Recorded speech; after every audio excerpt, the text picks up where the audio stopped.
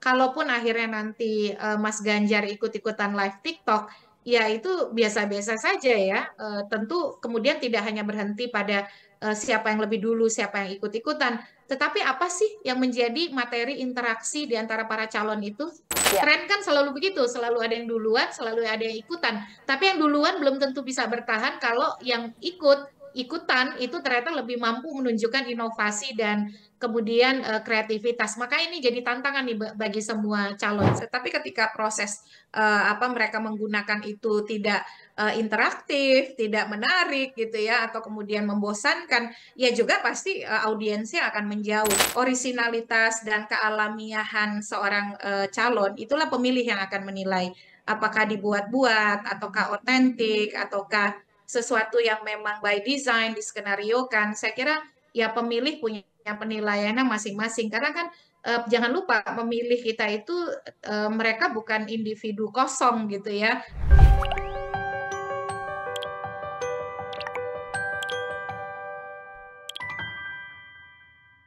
Halo Tribuners, jumpa bersama saya Giok Mingwan dalam Tribun News on Focus. Tribuners, belakangan ini calon presiden nomor urut 1 Anies Baswedan melakukan kampanye dengan cara siaran langsung atau live di media sosial TikTok.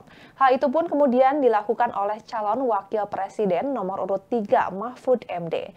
Sementara itu dari kubu paslon nomor urut 2 Prabowo Gibran menyebut bahwa pihaknya bahkan sudah menggunakan teknologi artificial intelligence atau AI untuk kampanye. Namun, tidak menutup kemungkinan Prabowo dan Gibran akan terjun langsung kampanye di media sosial seperti yang dilakukan Anies dan Mahfud.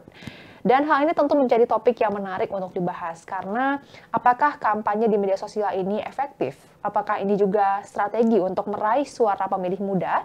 Kita akan membahasnya bersama pengamat pemilu Universitas Indonesia, Bu Titi Anggraini. Halo, apa kabar Bu Titi? Kabar baik, Mbak. Salam sehat buat kita semua. Salam sehat. Bu Titi, soal Anies dan Mahfud kampanye melalui live di TikTok ini, apa pendapat Bu Titi, Bu? Ya, pertama, kampanye melalui media sosial itu memang salah satu metode kampanye yang diatur di dalam Undang-Undang Pemilu kita. Jadi, kita ada Undang-Undang Nomor 7 Tahun 2017 yang mengatur tentang pemilihan umum dan di dalam Undang-Undang Nomor 7 Tahun 2017 itu disebutkan metode-metode kampanye apa saja yang bisa dilakukan oleh peserta pemilu. Kalau peserta pemilu presiden wakil presiden itu kan adalah pasangan calon. Kalau untuk pemilu DPR, DPRD itu adalah partai politik. Kalau DPD perseorangan. Nah, di dalam Undang-Undang Pemilu kita disebutkan bahwa salah satu metode kampanye itu adalah kampanye di media sosial. Dan itu diatur lebih lanjut di dalam Peraturan KPU nomor 15 tahun 2023 tentang kampanye. Nah, pengaturannya seperti apa? Di media sosial, peserta pemilu boleh membuat akun media sosial. Akun di media sosialnya setiap platform itu maksimal 20 akun. Jadi di setiap platform medsos itu mereka boleh punya sampai 20 akun yang akun itu harus didaftarkan kepada KPU. Jadi pendaftaran akunnya kepada KPU, lalu selain itu boleh juga beriklan di platform media sosial. Ada ketentuan untuk iklan di platform media sosial dalam satu hari berapa kali dan durasinya berapa lama begitu ya. Itu ada pengaturannya. Jadi memang di tengah teknologi digital dan boomingnya media sosial, apalagi Indonesia ini kan salah satu negara dengan pengguna media sosial terbesar di dunia dan jumlah pemilihnya saja 204 juta, yang pemegang ponselnya bahkan lebih banyak daripada populasinya ya, karena satu orang bisa memegang lebih dari satu ponsel, maka kampanye di media sosial menjadi tidak terhindarkan. Dia memberikan keuntungan karena daya jangkaunya lebih luas, dia bisa lebih masif begitu ya, tidak dibatasi oleh sekat wilayah dan kedaerahan, bahkan pasangan calon, partai politik, caleg bisa berkampanye termasuk untuk pemilih kita yang ada di luar negeri. Jadi dia menawarkan keluasan lalu juga jangkauan yang masif begitu, dan dari sisi biaya dia jauh lebih efisien untuk kemudian model kampanye. Meskipun kalau kita perhatikan temuan dari teman-teman Perludem misalnya berdasarkan library ads di Meta, grup Meta, itu ternyata calon juga menghabiskan miliaran untuk pasang iklan di media sosial. Jadi ini yang kemudian menurut saya justru aneh kalau peserta pemilu tidak memanfaatkan media sosial untuk penjangkauan pemilih, karena memang sekarang media sosial itu sudah menjadi keseharian dan menjadi medium interaksi yang digunakan saya kira mayoritas oleh pemilih dan publik Indonesia, gitu Mbak. Oke. Oke, tadi kan sudah disebutkan kelebihan dari kampanye di media sosial. Nah, untuk kekurangannya seperti apa dan dibanding dengan terjun langsung atau belusukan ke masyarakat, apa perbedaannya dengan live TikTok ini? Ya, pertama tentu perbedaannya ini kalau dia live begitu ya, ini kan interaksinya ya sama-sama langsung begitu, tapi hanya saja diperantarai oleh layar ya, oleh screen begitu. Tetapi bayangkan dia langsung bisa menyapa orang yang kalau mungkin di pertemuan dengan massa dalam jumlah besar, sapaan itu belum tentu mendapatkan perhatian langsung begitu ya. Nah, kalau melalui media sosial kan sapaan itu bisa saja langsung mendapatkan respon. Tetapi kemudian juga ada tantangannya. Kalau kampanye di media sosial itu bukan hanya live ya, atau membuat postingan, atau kemudian membuat misalnya seminar, dalam hal ini webinar ya. Webinar juga bisa dilakukan, atau kemudian interaksi melalui postingan di platform yang kemudian diikuti dengan misalnya interaksi komen, lalu respon, tanya jawab dan seterusnya. Bisa juga begitu. Tetapi juga ada tantangan lain. Tantangan lainnya apa? Tentu saja tidak semua pemilih itu bisa mengakses media sosial, terutama kalau mereka berada di daerah-daerah pedalaman, begitu ya. Jadi ini memang istilahnya kelebihan yang dimiliki oleh yang mampu mengakses sambungan internet. Tetapi yang misal masyarakat adat atau kelompok di pedalaman, dia tentu punya keterbatasan. Yang berikut juga adalah soal penyebaran hoax, disinformasi. Nah, itu rentan sekali tuh Mbak. Jadi kadang-kadang orang itu kehilangan konteksnya, hanya mendapatkan penggalan-penggalan dari potongan video, potongan postingan, begitu ya, tanpa tahu konteksnya membahas apa, dia sedang mendiskusikan apa, tapi kemudian tiba-tiba viral, dipotong-potong, disambung-sambungkan dengan informasi lain yang bisa jadi tidak relevan. Disitulah sebenarnya literasi digital kita dibutuhkan untuk mampu memvalidasi, memverifikasi, dan mengkonfirmasi. Tidak semua hal harus ditelan bulat-bulat. Makanya kampanye itu kalau di Undang-Undang Pemilu kita disebutkan sebagai aktivitas peserta pemilu untuk meyakinkan pemilih dengan menawarkan visi, misi, program, dan atau citra diri. Tapi dia adalah bagian dari pendidikan politik yang harus dilakukan secara bertanggung jawab. Jadi pada intinya mau pakai instrumen apapun yang namanya kampanye, mau di media mainstream, konvensional atau media sosial, media digital, dia harus dilakukan secara bertanggung jawab. Dan kita ingin ya masyarakat kita itu lebih berorientasi pada politik gagasan, dialog, dialektika yang mendiskusikan sesuatu begitu. Jadi bukan hanya untuk senang-senangan gitu ya, membahas yang remeh-temeh atau yang hal-hal ringan itu juga diperlukan karena kan ini soal interaksi yang interaktif ya.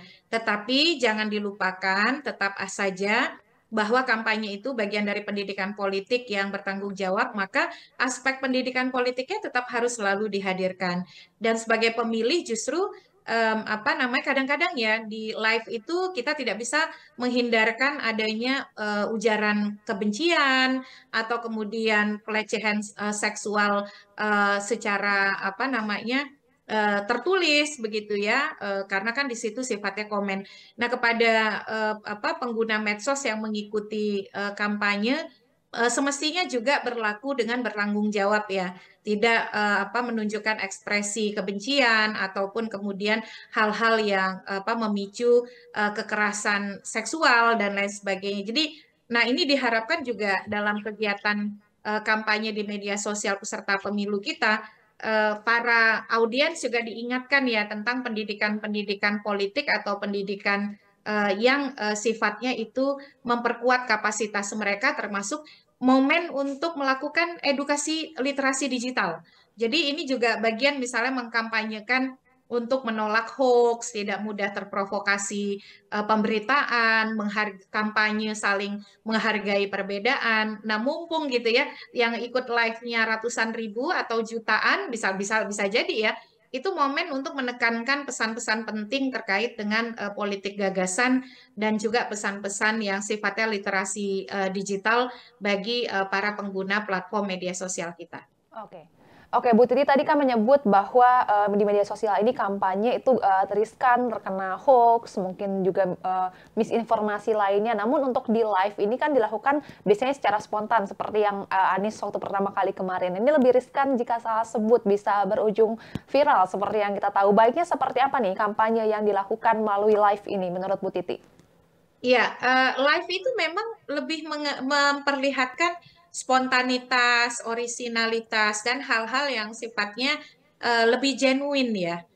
Karena apa namanya, dia menggambarkan bagaimana seseorang itu berinteraksi langsung dengan pendukung, sama seperti interaksi ketika di apa kehidupan nyata. Bedanya ini kan dihubungkan dengan screen dan teks ya, dan apa namanya komentar yang bersifat simbol-simbol.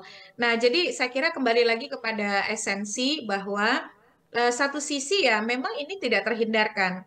Faktualnya, realitasnya memang pengguna media sosial kita sangat besar dan itu murah, mudah, dan jangkauannya lebih luas. Tapi kembali kepada esensi bahwa kampanye itu bagian dari pendidikan politik yang bertanggung jawab.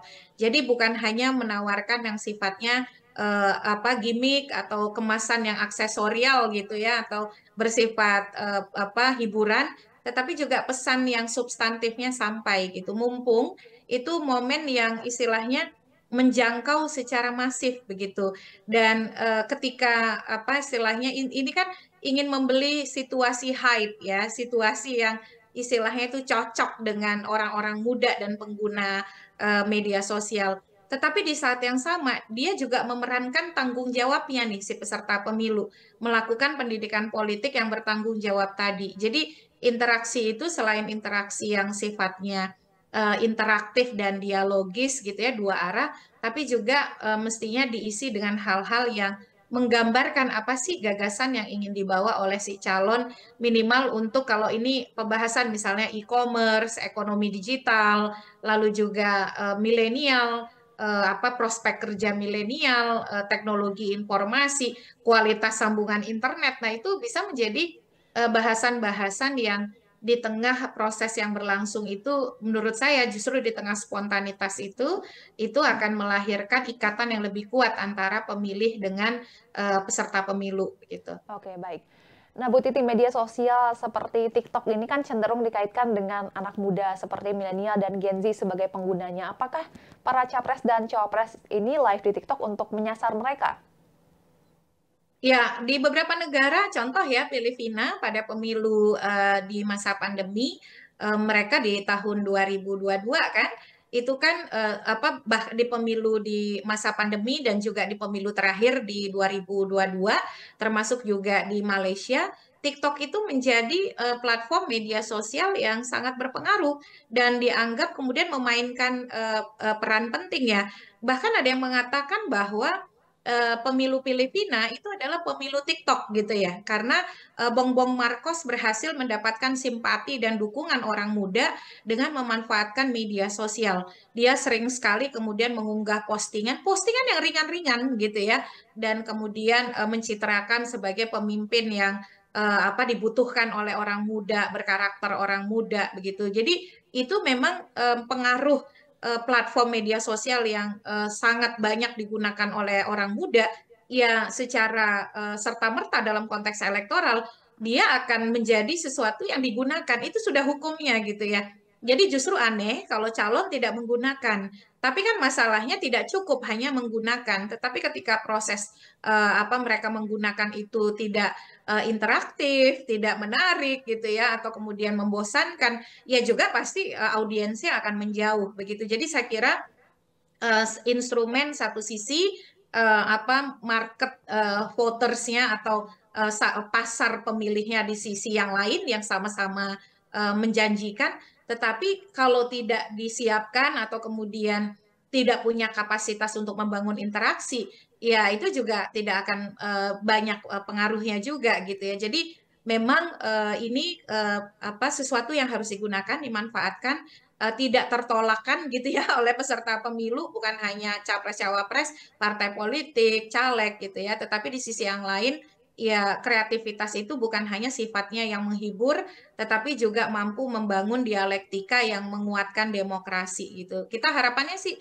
kalau bisa ya lebih banyak lagi apa calon pemimpin yang memanfaatkan interaksi langsung. Dengan demikian kan mereka jadi tahu ya ragam respon, ragam pikir dan juga ragam apa aspirasi dari konstituen dan juga audiens yang akan dia perebutkan suaranya nanti gitu. Oke, oke berarti media ini tidak menjadi patokan keefektifan kampanye untuk menarik pemilih muda ya, tapi pembicaraan seperti apa atau topik apa yang dibahas. Kemudian Bu, dilihat dari efek yang cukup masif dari live TikTok Anies kemarin, memang konten seperti apa yang dibutuhkan anak muda saat ini untuk tertarik memilih paslon di Pilpres 2024 menurut Bu Titi? Ya, anak muda itu punya kepedulian ya. Jangan bilang bahwa anak muda itu tidak peduli. Mereka peduli gitu. Contohnya karena saya punya anak juga berusia walaupun belum punya usia pilih apa 16 tahun. Biasanya karakter mereka kalau kita lihat akun media sosialnya itu tidak punya postingan ya, postingannya nol begitu. Tetapi mereka aktif berselancar di media sosial begitu. Nah, yang penting itu adalah ini kan interaksi di media sosial, tantangannya adalah bagaimana membawa mereka pergi ke TPS di hari H nanti dan kemudian memilih sesuai dengan harapan peserta pemilu. Kan itu yang jadi tantangan yang itu bisa kemudian lebih mudah dijawab dan mampu menggerakkan mereka kalau isu-isu yang menjadi perhatian pemilih muda atau orang muda atau kelompok usia yang paling banyak di pemilih kita. Jadi dari 204 juta pemilih itu 113 jutanya mereka berusia di bawah 40 tahun. Dan yang apa berusia akan menjadi pemilih pemula konon ada 10% di angka 22 juta antara 17 sampai 23 tahun. Nah, isu-isu yang menjadi perhatian mereka tuh apa gitu ya? Yang tentu saja yang pertama mereka apa memperhatikan soal termasuk isu-isu yang apa yang krusial ya, misalnya perubahan iklim, ekonomi, pendidikan, kesehatan, anti korupsi, itu juga menjadi isu yang menjadi perhatian anak muda. Jadi soal apa masa depan, kehidupan, terutama kelas pekerja ya, mereka setelah lulus bagaimana potensi lapangan kerja. Nah, hal-hal seperti ini olahraga termasuk menjadi isu yang mendapatkan perhatian mereka. Kalau isu-isu ini kan debat itu cuma 5 kali ya Mbak ya. Debat Ya. itu kan momen di mana gagasan peserta pemilu, terutama Pilpres, itu bisa tersampaikan secara masif kepada masyarakat dengan penyiaran yang dilakukan oleh KPU melalui penyiaran televisi, radio ataupun digital begitu, dan termasuk relay-relay oleh di relay oleh banyak penyedia informasi lainnya. Tetapi menggunakan media sosial itu kan tidak berbayar begitu ya, jangkauannya luas. Nah, kalau dia bisa digunakan, ruang pertemuan perjumpaan antara peserta pemilu dengan pemilih itu makin banyak. Tidak terbatas hanya di debat yang 5 kali untuk mendengarkan gagasan mereka, atau misalnya yang di Jayapura dengan yang di Musirawas, di Lok Sumawe, di apa namanya Banjarbaru, di Manado, Tomohon, semua tuh bisa berinteraksi begitu. Nah, itu yang ditawarkan dari kelebihan perjumpaan online ini. Nah, harapannya tadi ya bukan hanya untuk hal-hal yang istilahnya menghibur, tidak masalah menghibur, tetapi kembali lagi kepada ini momen yang bisa dimanfaatkan untuk pemilih mengenali lebih dekat si calonnya. Di situ pemilih bisa menilai orisinalitas, lalu kemudian respon dan juga proses interaksinya gitu. Apalagi kalau pesannya itu bisa dibawa lebih misalnya mendiskusikan tema-tema kontemporer ya. Apakah soal lingkungan misalnya perubahan iklim. Nah, kalau ini kan live itu kan sifatnya lebih dua arah menjawab apa yang menjadi pertanyaan dari para audiens ya. Audiens itu bisa jadi bukan hanya pemilih loh. Bisa saja ada yang usianya kurang dari 17 tahun, atau bisa saja mereka yang istilahnya tidak punya hak pilih ya, seperti orang-orang yang TNI Polri tapi juga berinteraksi, namanya live kan bisa berinteraksi dengan siapapun begitu. Nah, dengan proses tanya jawab itu pemilih juga diharapkan bertanya, audiens juga bertanya dengan hal-hal yang relevan dengan proses kompetisi dan juga visi misi gagasan. Bisa saja ditanya misalnya apa pandangan calon soal pelemahan KPK, apa pandangan calon misal ya keamanan kerja mengingat beberapa smelter tambang kita kan terbakar. Nah, hal-hal seperti itu menarik dari kecil-kecil saja. Misalnya contoh ya mengapa sih anak muda itu tidak ada jarang yang misalnya anak muda itu jarang yang tampil menjadi juru bicara gitu ya. Itu hal-hal yang sederhana yang bisa dijawab, atau bagaimana apakah dia punya target untuk menjadi gitu ya penyelenggara Piala Dunia untuk cabang olahraga apa gitu ya. Itu hal-hal yang dimulai dari kepentingan kita. Nah, itu bisa menjadi pola interaksi yang dilakukan dengan peserta pemilu yang melakukan live via platform media sosial. Oke, baik. Nah, Bu Titi tadi menyebut soal menghibur ya dalam live TikTok atau live di media sosial manapun ini. Terus sebelumnya juga Ibu menyinggung soal gimmick. Nah, Anies sendiri ini mengaku melakukan live TikTok kemarin ini tanpa persiapan, bahkan katanya sampai kebingungan cara mematikan live-nya. Dan beberapa istilah yang ditanyakan netizen, beliau juga kebingungan. Menurut Anda, apakah ini mungkin hanya gimmick agar terlihat gemoy? Karena netizen menyebut ketidaktahuan Anies itu sesuatu yang lucu atau sekarang istilahnya gemoy, Bu. Iya, ini kan antara Pak Anies Baswedan dan audiens yang banyak menggunakan TikTok itu kan ada apa gap usia ya, jadi kesenjangan usia. Nah, terus terang dari beberapa hal yang disebutkan ya, itu juga saya tidak tahu karena walaupun saya pengguna media sosial, tapi saya tidak pernah menggunakan fitur untuk berbelanja ya di media sosial. Jadi dalam konteks itu tentu orisinalitas dan kealamiahan seorang calon itulah pemilih yang akan menilai apakah dibuat-buat ataukah otentik ataukah sesuatu yang memang by design diskenariokan. Saya kira ya pemilih punya penilaiannya masing-masing karena kan jangan lupa pemilih kita itu mereka bukan individu kosong gitu ya. Kalau mereka menggunakan media sosial kan setidaknya mereka punya familiaritas ya dengan platform tersebut gitu. Jadi mari kita serahkan saja kepada pemilih untuk memberikan penilaian. Nah, ini kan prosesnya masih bergulir sambil kita pesankan supaya interaksinya itu selain membahas hal-hal yang ringan gitu ya, tetapi juga bisa menyentuh hal-hal yang sifatnya lebih substantif yang mengarah kepada apa sih gagasan yang dibawa oleh calon. Nah, ini memang tradisi yang saya kira walaupun sudah dimulai oleh banyak politisi ya, tetapi ini kan spektrumnya lebih besar, lebih luas gitu ya. Kita harapkan ini mampu juga membawa pendidikan politik kita naik kelas gitu ya. Menjangkau interaksi langsung antara orang yang ingin menjadi pejabat publik dengan para pemilih dan juga kemudian membahas sesuatu yang istilahnya bermakna gitu ya dalam proses politik gagasan yang ingin kita dorong menjadi mainstream di dalam proses pemilu kita gitu. Oke. Nah, dengan terobosan Anies kampanye lewat live TikTok, apakah akan mengalahkan eksistensi joget gemoy Prabowo menurut Ibu? Karena netizen jadi membandingkan nih, ada dua gemoy katanya. Ya, saya kira ya tentu saja hal-hal seperti itu narasi antar pendukung dan antar netizen itu kan sudah berlangsung lama ya komparasi. Mereka kan punya istilahnya pendukung dan die hard-nya masing-masing ya. Tetapi sekali lagi disinilah saya kira elit politik, peserta pemilu, calon itu punya tanggung jawab politik untuk kemudian melakukan pendidikan politik yang bertanggung jawab ya. Hal-hal seperti itu jangan jadi sesuatu yang utama gitu ya.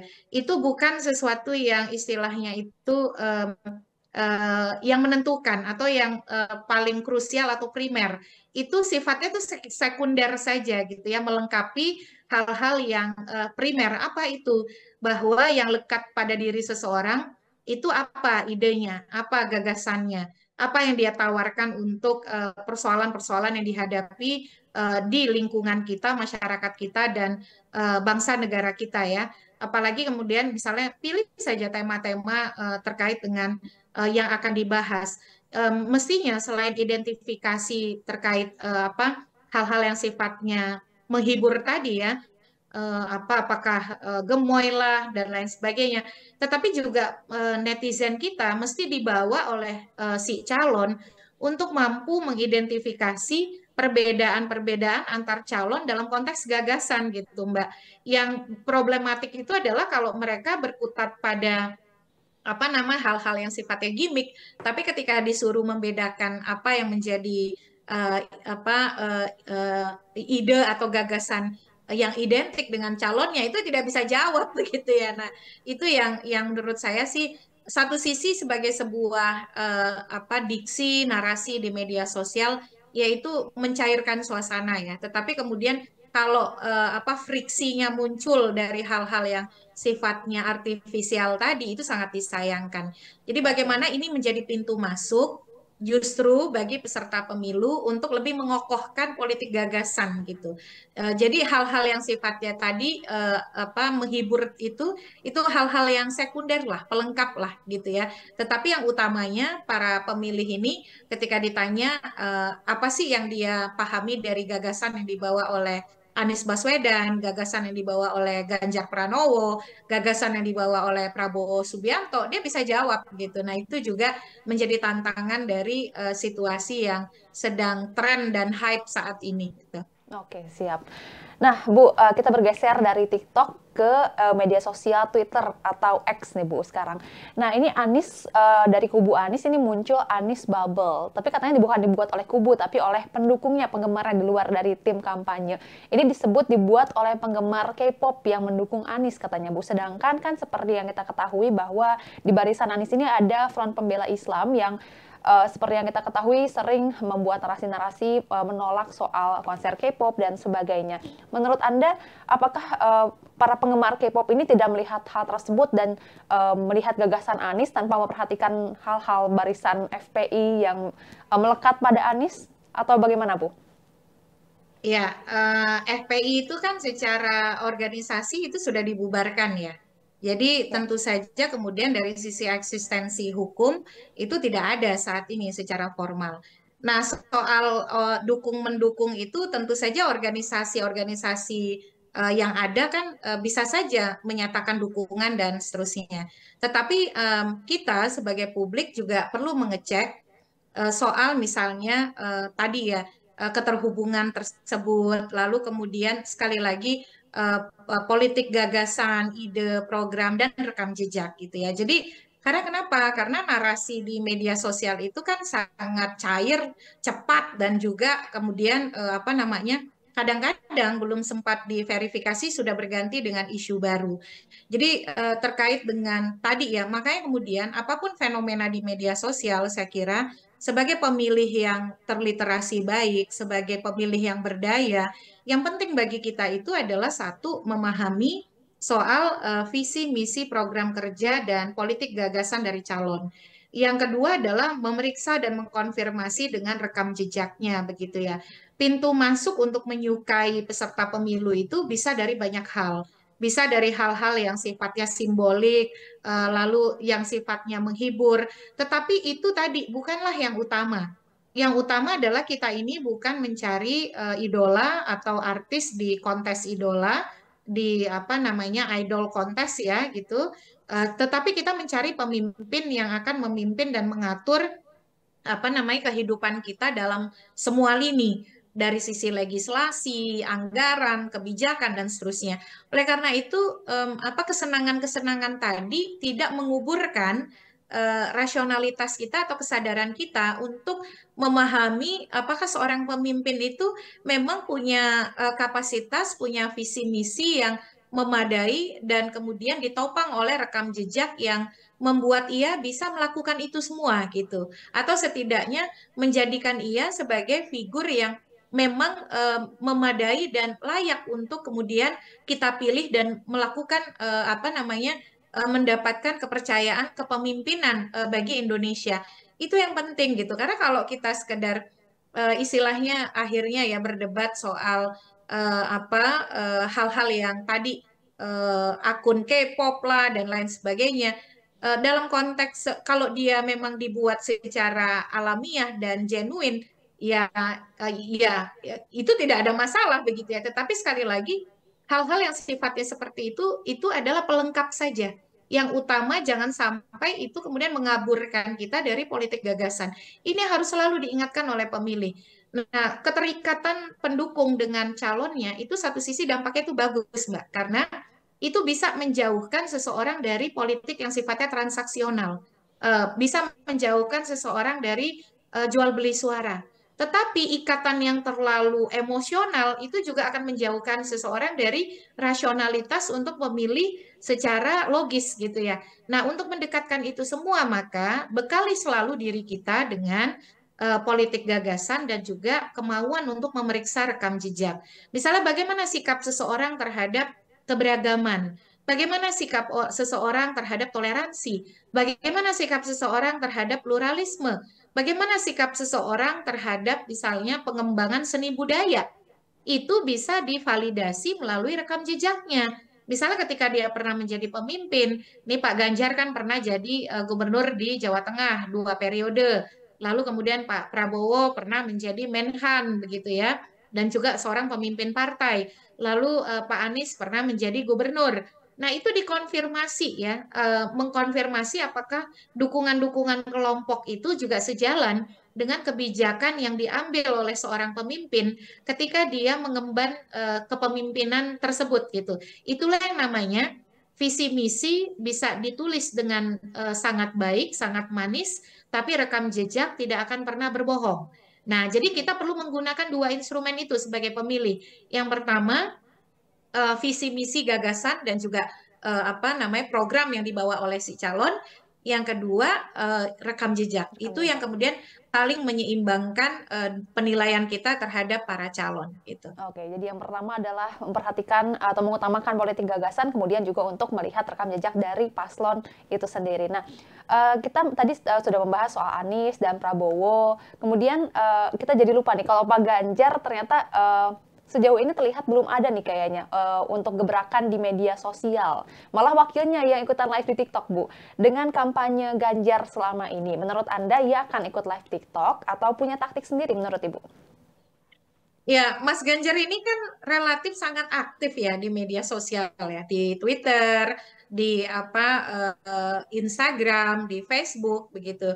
Nah, saya kira ya setiap calon itu pasti punya preferensinya masing-masing. Pasti dia punya strateginya masing-masing dengan timnya begitu. Tetapi realitasnya bahwa pengguna TikTok ini saya juga mengecek ya, banyak dari mahasiswa saya yang itu ternyata mendapatkan informasi itu justru dari TikTok. Loh, saya bilang kenapa nggak baca berita di situs online atau di akun online berita?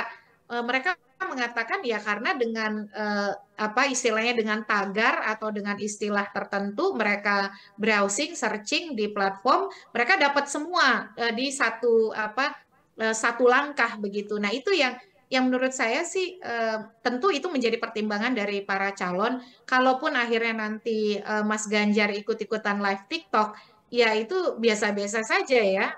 Tentu kemudian tidak hanya berhenti pada siapa yang lebih dulu, siapa yang ikut-ikutan. Tetapi apa sih yang menjadi materi interaksi di antara para calon itu? Apa sih yang menjadi pembeda antara live-nya Pak Anies dengan live-nya Prof. Mahfud, dengan live-nya nanti Mas Ganjar, atau nanti live-nya Pak Prabowo, atau live-nya Mas Gibran? Kan itu ya yang nanti akan lebih menarik menurut saya. Soal siapa yang lebih dulu, siapa yang lebih belakangan, itu soal teknis. Tetapi apa yang menjadi interaksi di antara mereka, itu yang lebih menarik untuk kita nanti dibuktikan gitu. Ya Oke, namanya utamanya tren kan tadi ya Bu selalu ya. ada yang lebih awal begitu ya. Ya. Tren kan selalu begitu, selalu ada yang duluan, selalu ada yang ikutan. Tapi yang duluan belum tentu bisa bertahan kalau yang ikutan itu ternyata lebih mampu menunjukkan inovasi dan kemudian kreativitas. Maka ini jadi tantangan nih bagi semua calon saya kira. Oke. Nah, terakhir Bu Titi, masa kampanye kan kurang lebih 38 hari lagi. Menurut Anda, apa yang sebaiknya dilakukan oleh paslon untuk memaksimalkan masa kampanye yang tinggal sebentar lagi ini? Iya, pertama saya kira ini pesan buat kita semua ya, belum sebelum Ya. ke paslon. 2024 itu Mbak, bukan hanya pilpres, tapi juga ada pemilu legislatif. Jangan lupakan ada pemilu DPR, DPD, DPRD provinsi, dan DPRD kabupaten kota. Jadi pemilih, tolong beri juga perhatian atensi kepada caleg-caleg yang mau dipilih untuk pemilu DPR, DPD, DPRD provinsi, dan DPRD Kabupaten Kota. Kalau ada kebingungan atau keraguan, maka bisa mencari informasi ke situs atau ke website KPU, akun media sosial KPU dan juga Bawaslu begitu ya. Banyak termasuk juga Tribun Network nih, itu kan banyak sekali informasinya ya terkait dengan caleg, partai politik dan lain sebagainya. Kepada para pasangan calon, saya kira ini proses demokrasi yang sangat menentukan ya bagi Indonesia. Kita harap mereka betul-betul memainkan perannya, tanggung jawab moral, politik, hukum mereka sebagai pasangan calon untuk mengedukasi publik. Untuk kemudian membuat demokrasi kita ini naik kelas gitu ya, bukan hanya dengan interaksi yang berorientasi pada politik gagasan, program dan apa yang mereka tawarkan untuk pemilih dan keindonesiaan kita, tetapi juga mengajak pendukungnya untuk menaati berbagai aturan main yang ada, tidak kemudian tergoda oleh politik transaksional, tidak melakukan penyebaran hoax, ujaran kebencian ataupun hal-hal yang mengandung informasi bohong begitu ya, menghargai perbedaan, tidak kemudian menimbulkan kebencian hanya karena pilihan politik yang berbeda, tetapi juga patuh pada aturan main terhadap partai politik dan tim kampanye misalnya tidak memasang alat peraga di tempat-tempat yang dilarang. Saya selalu bilang cara kita mengontrol peserta pemilu dari hal-hal yang sederhana. Alat peraga dan bahan kampanye dilarang dipasang di pohon. Jadi kalau ada yang memasang di pohon, viralkanlah biar Bawaslu dan Satpol PP yang menertibkan begitu. Jangan kita yang menertibkan karena kita tidak boleh merusak bahan kampanye dan alat peraga. Jadi harapannya itu bagaimana politik gagasan itu lebih disebarluaskan, termasuk juga seruan dan ajakan kepada pemilih untuk mau menerima perbedaan, meninggalkan hoax, menjauhi politik hegemoni identitas dan tidak tergoda jual beli suara. Dan kepada publik kita juga penting untuk menyimak debat ya Mbak ya. Debat tanggal 7 Januari nanti itu juga bahasannya penting, tanggal 14 Januari dan juga di tanggal 4 Februari. Kalau ada live, menurut saya perlu juga bagi kita menyimak gitu ya, sebenarnya apa sih yang mereka bahas gitu. Itu kan juga makin memberikan kesempatan bagi kita mengenali dan juga memahami para calon yang akan kita pilih di 14 Februari 2024 mendatang.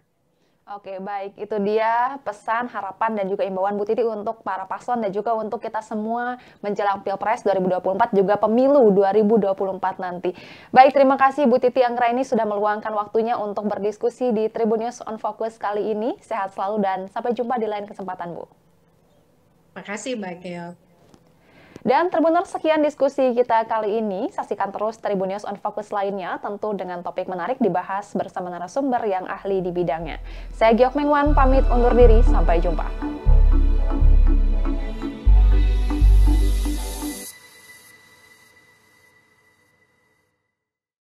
Terima kasih sudah nonton.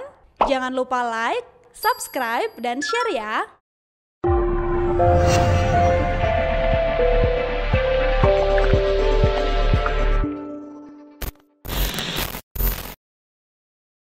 Download Tribun X sekarang, menghadirkan lokal menjadi Indonesia.